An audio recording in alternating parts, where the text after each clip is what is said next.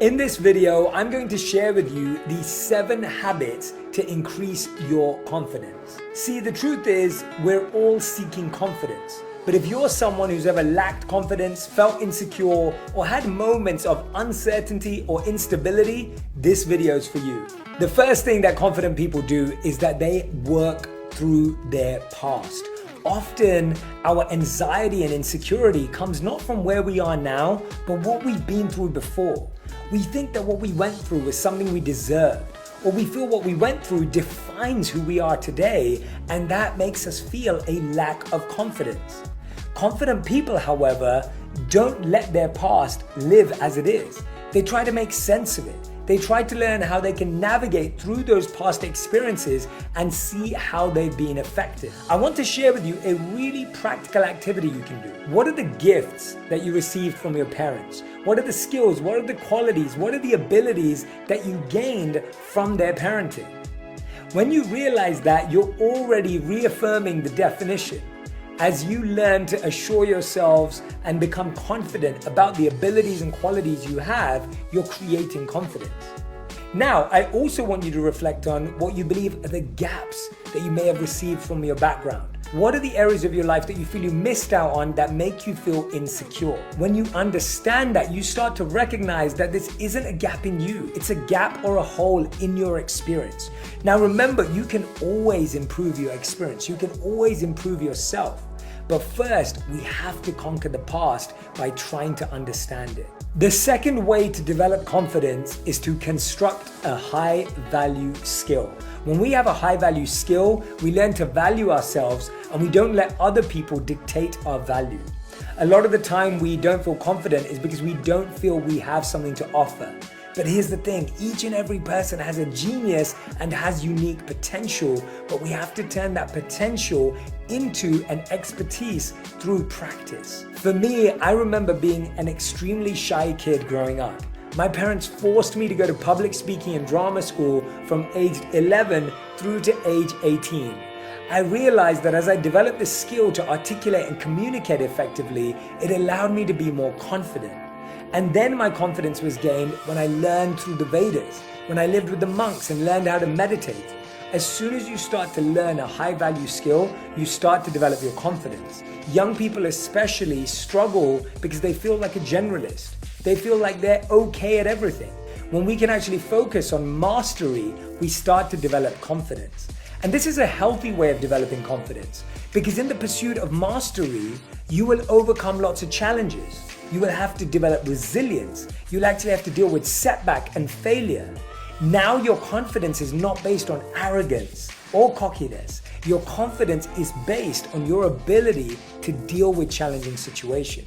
Your skill could be anything: marketing, technology, acting, singing, web design, photography, videography, the list goes on. I want you to schedule your next 4 weekends to be experimenting with a new skill or a new class or workshop. Then based on that, I want you to decide which one you may want to turn into a high-value skill. The more you experience, the more you explore, the more you allow yourself to be exposed to, the more likely you're going to find something that you want to turn into expertise. The next step is to constantly learn.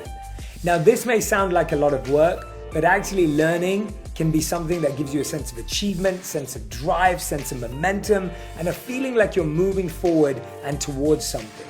When you dabble in articles, books, podcasts, you start to feel this sense of being alive. You have something to share in every conversation. You have something to add. You are more inclined to listen, to learn more, and see how your idea develops. Confidence comes from the ability to engage in a conversation and the feeling that you're moving forward, the feeling that you don't feel stuck or trapped in a space. Learning and consistently learning can truly transform the way you feel about yourself. You start to trust yourself. You think to yourself, wow, I remember this from what I read last week. I was able to apply that idea at work today. When you start to connect the dots around what you're learning and what you're growing in, that makes you feel a sense of confidence. One of my favorite ways to practice this method is by using the Blinkist app. You can learn so much from over 4,000 non-fiction books that they've simplified into short blinks. These blinks help you understand the summary and the essence of each book that exists on the platform. You can also listen to the blinks if you're traveling or moving around or prefer not to read. The fourth step is to be compassionate. When you're compassionate toward yourself, you give yourself a break for not knowing everything or getting everything right all the time. I used to think that if every time a client asked me a question, I could give the perfect, best, most powerful answer, then that was what made me valuable. I started to realize that I couldn't fix someone's problems through an answer. I started to recognize that listening, understanding, creating content that allowed me to think more broadly and deeply was actually going to be more useful to someone when they could make sense of it themselves. Having compassion for myself and realizing I didn't have to be perfect all the time, which is impossible for each and every person, allowed me to actually find my unique potential. And my clients, what they really enjoyed was the conversation that came out of it, not that they were impressed by a speedy response. Remember, it's not about being perfect. Confidence shows that you're okay with being wrong, you're okay with not knowing, and you're okay with desiring to learn and research so you can expand your skills. Usually when people work hard, they become more hard-hearted. They become more cold, they start to judge people more because they think they're doing more than others. But when you work hard for the right purpose and the right reasons, you actually become more soft-hearted. That soft-heartedness makes you more compassionate and empathetic to realizing if you've had to work so hard, imagine how difficult it is for others. You start to understand their journey better. The next step is called calm responses. Confidence comes not from reacting fast, but responding slowly. Sometimes the person who speaks the least, their opinion matters the most because they're not saying a lot, they're listening, processing, and then responding. And when they speak, people listen. Why? Because they don't waste words. They don't come across hasty. They've genuinely thought about everyone's opinion in the room. They've taken the time to process it. Remember, less is more. Be mindful and calm in your responses. Take a moment and respond at the pace of love or the rhythm of love. Don't act out of force or haste. How can you feel confident if you feel rushed, if you feel forced to say something? Go at your own pace in your own time. A lot of the time we don't feel confident because we're desperately seeking validation from others. We always ask ourselves, what will people say? What will they think? How will they react to what I feel? And the challenge is that we've been trained to ask everyone everything. From when we try on a new jacket or a new coat and we look at our friend, family member or partner and we say, what do you think I look in this? Confidence comes from asking yourself that question. How do I feel I look in this? Often we message our friends and family and say, where do you want to go for dinner tonight? What would you like to do? It's really important that we also get to know ourselves and ask ourselves, what would I like to do? When we start to find certainty and awareness around our likes and dislikes, what we feel works for us and what doesn't work for us, that builds a sense of confidence. Usually when we spend time with a lot of people, we hear a lot of noises, we hear a lot of ideas, opinions, expectations, and even obligations. But when you start to find time with yourself, you can ask yourself deeper questions.